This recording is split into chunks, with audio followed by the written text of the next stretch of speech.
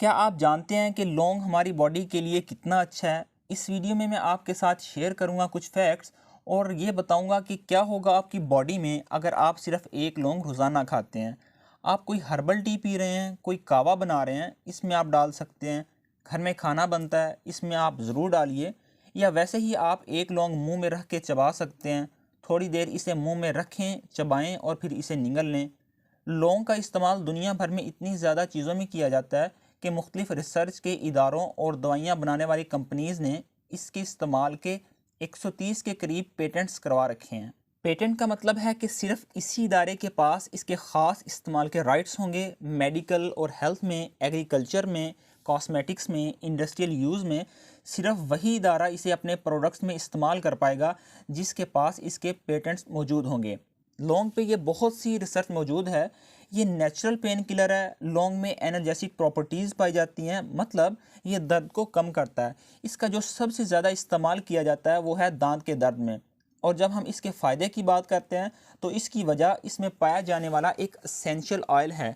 लौंग के तेल में मौजूद एक फाइटोन्यूट्रिएंट, एक केमिकल जिसका नाम है यूजिनॉल। ये ऑयल आपको अलग से भी मिल जाता है, मार्केट से आप इसे ख़रीद सकते हैं।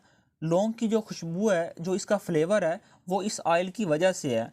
और ये यूजिनल कंपाउंड, आप इसे प्लांट बेस्ड केमिकल भी कह सकते हैं, ये 70 से 80% तक इस ऑयल में मौजूद होता है। और भी बहुत सी फाइटोन्यूट्रिएंट्स पाई जाती हैं।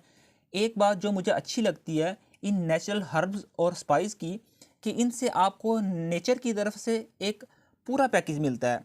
ये दवाइयों की तरह नहीं है कि हर दवाई में एक आइसोलेटेड कंपाउंड डाला जाता है। बाय द वे 50% मेडिसिन भी प्लांट बेस्ड केमिकल से ही बनती हैं। दवाइयाँ बनाने वाली कंपनीज इन कंपाउंड्स को, इन केमिकल्स को पौधों से अलग करके इसे लैब में ले जाती है। इन्हें आइसोलेट किया जाता है, फिर लैब में सिंथेसाइज किया जाता है, सिंथेटिक तरीके से इन्हें बनाया जाता है मास प्रोडक्शन के लिए, और फिर पेटेंट फाइल कर दिया जाता है। अब मैं यहाँ लौंग की कुछ बेहतरीन खसूसियात आपके साथ शेयर करना चाहता हूँ। ये लौंग के पौधे की डिफेंस प्रॉपर्टीज़ हैं, पौधे की बका के लिए दिफाई तरीके हैं, डिफेंस मैकेनिज़्म है जो इसने वक्त के साथ साथ अपना लिया है। सवाल ये पैदा होता है कि पौधे को किस चीज़ से ख़तरा, इन्हें क़ुव्वत मुदाफ़त की क्यों ज़रूरत है। देखें, पौधे को भी बैक्टीरिया या फंगस और वायरस के अटैक का ख़तरा होता है। ये जरासीम हवा से, गंदे पानी से, कीड़े मकोड़ों से पौधों में आते हैं और फिर पौधे का इम्यून सिस्टम, इनका दिफाई निज़ाम इनके अटैक को रोकता है। यही वजह है कि लौंग में anti viral, anti bacterial, even anti fungal और एंटी पैरासिटिक प्रॉपर्टीज़ पाई जाती हैं। यही इसका सबसे बड़ा फ़ायदा है और इसी वजह से इसका इस्तेमाल फ़ायदेमंद है। एंटी फंगल प्रॉपर्टीज़ की अगर बात करें तो कुछ लोगों में कैंडिडा की ओवर ग्रोथ होती है, बैक्टीरियल बायोफिल्म जो बाद में दांतों के प्लाक में तब्दील हो जाती है, या कोई गम इन्फेक्शन हो सकती है। तो लौंग का तेल या खुद लौंग को चबाना बहुत फ़ायदेमंद है। यहाँ मैं इस बात का भी जिक्र करता चलूँ कि अपने प्राइमरी डॉक्टर से, जो आपके करीबी डॉक्टर हैं, उनसे भी ज़रूर मशवरा कीजिए लौंग के इस्तेमाल से पहले। कुछ लोग लौंग के तेल को सर पर भी इस्तेमाल करते हैं डैंड्रुफ से निजात हासिल करने के लिए, और ये बहुत अच्छा काम करता है।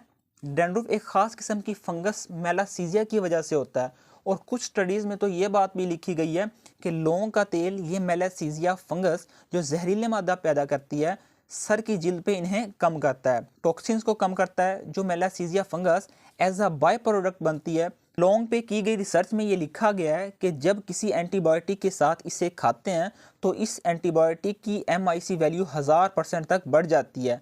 MIC वैल्यू किसी एंटीबायोटिक की वो कंसंट्रेशन है, वो डोज है। इसका मतलब ये है कि किसी इन्फेक्शन को ख़त्म करने के लिए, उसको रोकने के लिए बहुत कम एंटीबायोटिक चाहिए होगी। अगर इसकी MIC वैल्यू ज़्यादा है, जितनी हाई MIC वैल्यू होगी उतना ही इस ड्रग का इफ़ेक्ट ज़्यादा होगा। और आप जानते हैं कि जितनी ज़्यादा एंटीबायोटिक खाई जाती है उतना ही बॉडी में मज़ीद इसके ख़िलाफ़ मुज़ामत पैदा कर लेती है, रेजिस्टेंस पैदा हो जाती है। बॉडी के बैड बैक्टीरिया, बीमारी पैदा करने वाले जरासीम स्ट्रॉन्ग हो जाते हैं, और इससे गुड बैक्टीरिया जो अच्छे जरासीम हैं, इनकी पॉपुलेशन और भी कम हो जाती है। यहाँ बैक्टीरिया की बात हो रही है, एंटी माइक्रोबियल प्रॉपर्टीज़ की बात हो रही है, तो एक और रिसर्च की गई है लौंग के तेल पर कि ये कैसे एच पाइलोरी की ग्रोथ को रोकता है।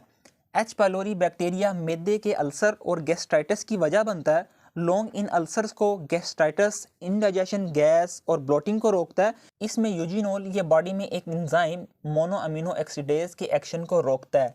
एंजाइम इनहिबिटर के तौर पे काम करता है। इस एंजाइम एक्शन को रोकने से बॉडी में न्यूरोट्रांसमीटर्स जैसा कि डोपामिन, सेरोटोनिन, नॉरएपिनेफ्रिन, ये सारे मूड को बेहतर करने वाले न्यूरोट्रांसमीटर्स हैं, इनकी तादाद बढ़ती है। ये केमिकल्स हैं बॉडी में जिनके होने से मूड अच्छा होता है, डिप्रेशन और एंजाइटी कम होती है। लौंग की एंटी इन्फ्लेमेटरी इफेक्ट के बारे में अगर बात करें तो ये आर्थराइटिस के लिए अच्छा होता है। कुछ स्टडीज़ में इसकी एंटी कैंसर प्रॉपर्टीज़ का भी जिक्र किया गया है, स्पेसिफिकली फेफड़ों का कैंसर।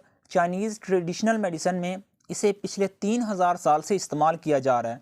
सदियों से ये हमारे खाने का हिस्सा रहा है। बर्र-ए-सग़ीर पाक व हिंद में जो खाना बनता है इसका ये अहम जुज़ है। कुछ एहतियाती तदाबीर की बात करें तो जो औरतें प्रेग्नेंट हैं और माएँ बच्चों को अपना दूध पिलाती हैं वो ना खाएं। लौंग की बजाय अगर आप लौंग का तेल इस्तेमाल करते हैं तो इसकी जो रिकमेंडेड डोजेज है वो है 2.4 mg पर किलोग्राम ऑफ बॉडी वेट। इसका मतलब ये है कि अगर किसी का वज़न 70 किलो है, 70 को 2.4 से आप ज़रब देंगे तो आपके पास उसकी रिकमेंडेड डोजेज आ जाएगी। इससे ज़्यादा इनटेक ना करें। कुछ लोग एलर्जिक भी होते हैं, इससे खाने के बाद अगर डिस्कम्फर्ट फील होता है तो मत खाएं। इस वीडियो तक के लिए इतना ही। अपना ख्याल रखें। अल्लाह हाफिज़।